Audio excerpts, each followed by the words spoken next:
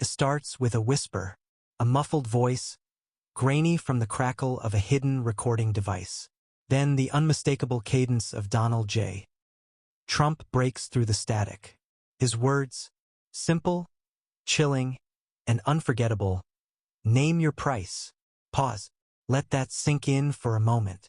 The President of the United States, once known for his sharp one-liners on reality television, now sitting in the Oval Office, allegedly caught on tape, begging the FBI to erase evidence. Not just any evidence, but evidence tied to one of the most shocking political murders in recent American memory, the assassination of Charlie Kirk. But before we continue, please subscribe, like, and turn on the notification bell for more updates. You've probably heard wild political scandals before. Watergate, Iran-Contra, Clinton's impeachment, even Trump's own impeachments, plural. But this is something different. This is raw, unfiltered, and dripping with desperation. And it leaves us with a question that rattles every bone in the body of democracy. If the president can simply buy off justice, then what chance does truth really have? The shockwave of the leak. CNN didn't just drop a bombshell. They launched a nuclear warhead into an already divided America. Imagine the scene. It's late evening, primetime news rolling across living rooms from Salt Lake City to Miami. Anchors' eyes fixed on the camera, tone steady but electric with tension, as they announce the exclusive. Tonight, CNN has obtained an audio recording in which President Donald Trump appears to offer bribes and political favors to senior FBI officials in exchange for erasing evidence in the ongoing Charlie Kirk murder investigation. The clip rolls. Trump's voice is heard. Calm, measured, transactional. Like a businessman closing a deal, only the stakes aren't skyscrapers or casinos this time. They're life, death, and the very credibility of American law enforcement. For millions of viewers, jaws dropped. For others, it was confirmation of what they've suspected all along. That power, money, and influence can twist even the most sacred pillars of justice. But for the families grieving Charlie Kirk, for the activists rallying outside Utah Valley University where the bullets flew, this wasn't political entertainment. This was salt poured into an open wound. Charlie Kirk's death. A nation in shock. Just days before the leak, America was already reeling. Charlie Kirk, only 31 years old, gunned down in the prime of his career. A man who, whether you loved or hated his politics, had undeniably reshaped the conservative youth movement. The murder wasn't some back-alley ambush. It wasn't a quiet silencing. It happened in broad daylight, at an open-air event, with cameras rolling and crowds screaming.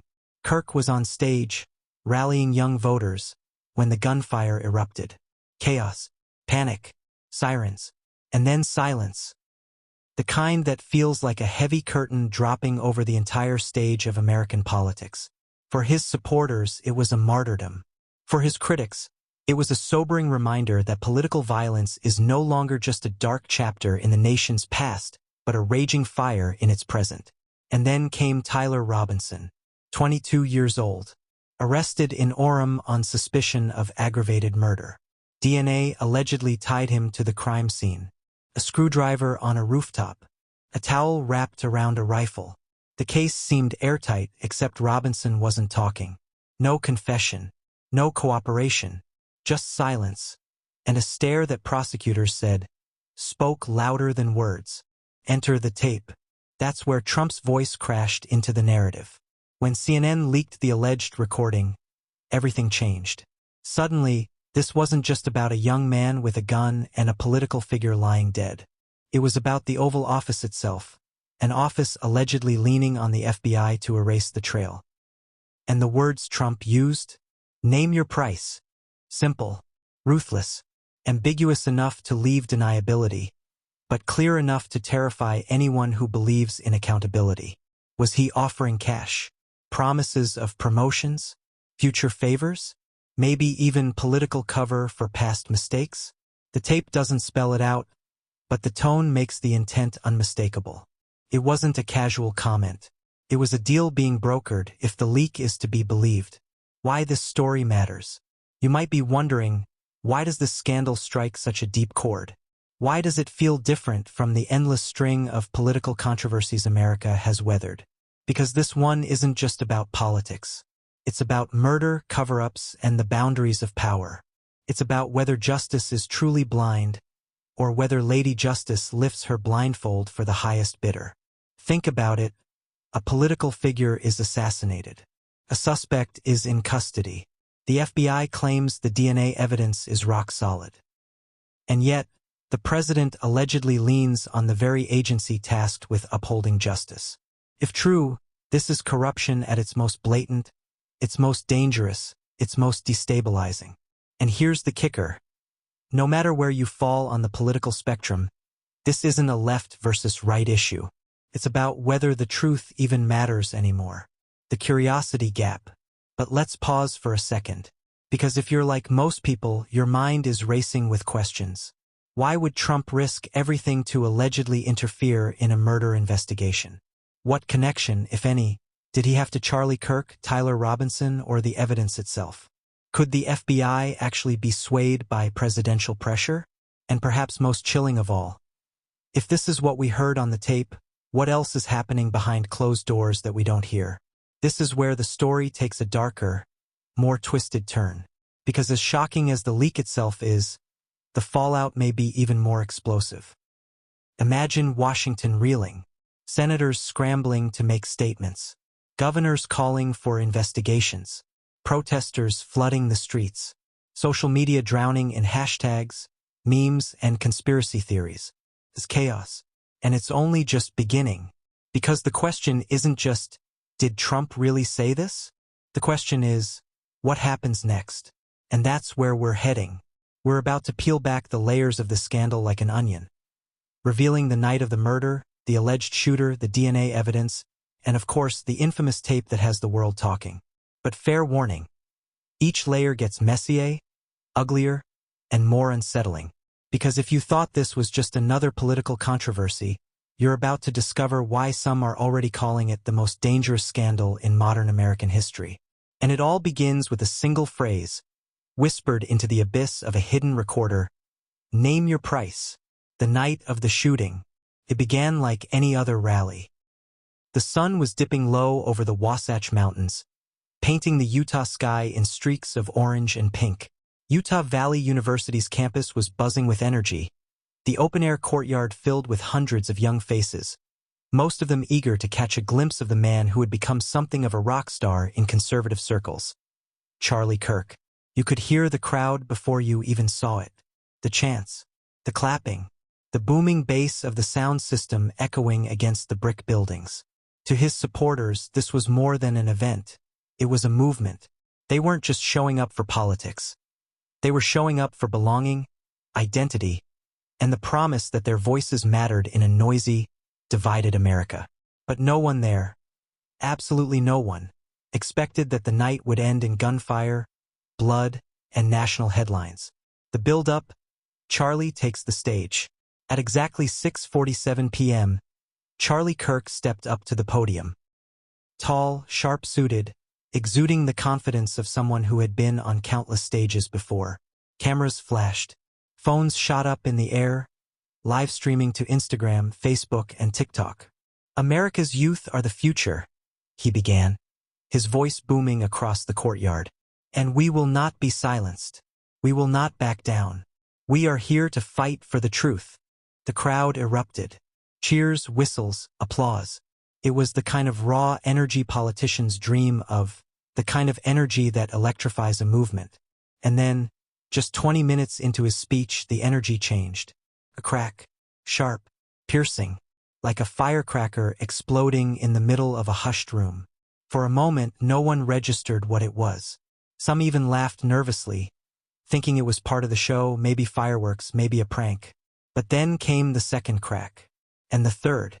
The screams followed almost instantly. Chaos in Orem. Witnesses say Kirk staggered first. His hand gripped the podium as though trying to steady himself. His face twisted in confusion, then pain. He collapsed to the ground, his microphone clattering across the stage. "Down! Get down!" someone screamed. Panic erupted like wildfire. People ducked behind chairs. Parents pulled their children close. Some bolted for the exits, others froze in shock. Security scrambled, shouting into radios, rushing toward the stage. The air was thick with terror. Sirens wailed in the distance as campus police rushed to the scene. Within minutes, the once celebratory rally had transformed into a crime scene. Blood stained the stage where Kirk had fallen. His supporters stood outside the police tape, some crying, others angrily demanding answers. The man who had built his career on bold speeches and fearless confrontations lay silent, lifeless, and the nation was about to find itself in uncharted territory. Witness accounts. Later that night, reporters swarmed the area, interviewing anyone who had seen the shooting unfold. "I thought it was fireworks at first," one student said, her hand still trembling as she clutched a Turning Point USA flyer. "Then I saw him fall and I just froze. I couldn't believe what I was seeing." Another attendee described the sound of the shots. "It wasn't random. Whoever fired that gun knew exactly what they were doing. It was deliberate, calculated, chilling." Some swore they saw a shadow on the rooftop nearby. Others claimed they heard footsteps fleeing into the dark. But in the chaos, nothing was clear.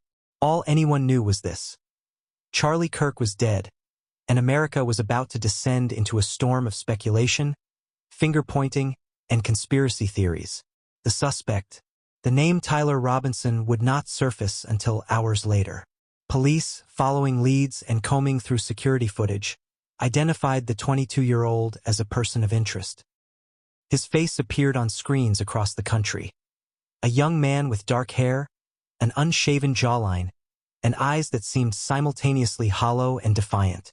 By morning, Robinson was in custody, charged with aggravated murder, felony discharge of a weapon causing serious bodily injury, and obstruction of justice. The charges carried the possibility of the death penalty in Utah. But Robinson wasn't talking. No confession, no cooperation, just silence. And yet, behind the scenes, investigators were finding clues. DNA evidence. A screwdriver left on a rooftop. A towel wrapped around a rifle. All allegedly pointing back to Robinson. Still, the motive remained unclear. Why him? Why Kirk? Why there in that moment? Questions piled up, and the answers were nowhere to be found. Media frenzy. By dawn, the shooting wasn't just a local tragedy. It was the lead story on every network. CNN, Fox News, MSNBC. Headlines screamed from every angle. Charlie Kirk assassinated at Utah rally. Turning Point USA leader shot dead on campus. Who killed Charlie Kirk? Cable news anchors debated the meaning of it all. Was this politically motivated? Was Robinson part of a larger conspiracy? Was this the beginning of a dangerous new era of political violence? And then came the conspiracy theories. Social media lit up like a wildfire, each corner of the internet crafting its own version of events. Some blamed shadowy government operatives. Others whispered about foreign influence. A few even suggested the entire event was staged. In the middle of the noise, one fact remained. Charlie Kirk's death had rocked the nation to its core. The silence before the storm. For a brief moment, the focus was on grief. Vigils were held. Candles lit. Students gathered in prayer circles across campus. Politicians released statements, some heartfelt, others opportunistic. But underneath the mourning, tension simmered.